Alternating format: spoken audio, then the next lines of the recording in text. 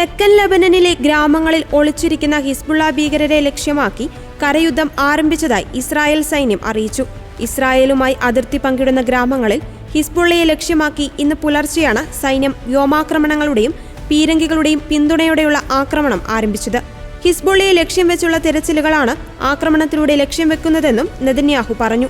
ഈ മാസം യുദ്ധം രൂക്ഷമായതിനെ തുടർന്ന് 1,00,000-ലധികം ആളുകൾ ലെബനനിൽ നിന്ന് സിറിയയിലേക്ക് പലായനം ചെയ്തിരുന്നു.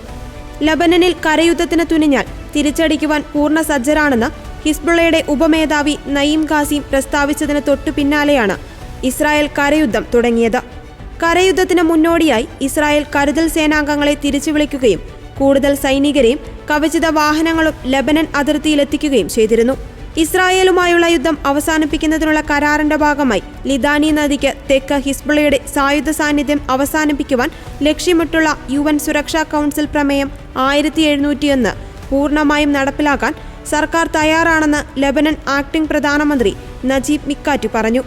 എന്നാൽ ഇസ്രായേൽ നിലനിൽപ്പിന് വേണ്ടിയുള്ള യുദ്ധത്തിലാണെന്നും ഞങ്ങൾ കൈകോർത്ത് ശത്രുക്കളെ പരാജയപ്പെടുത്തുമെന്നും ബെഞ്ചമിൻ നെതന്യാഹു പ്രതികരിച്ചു.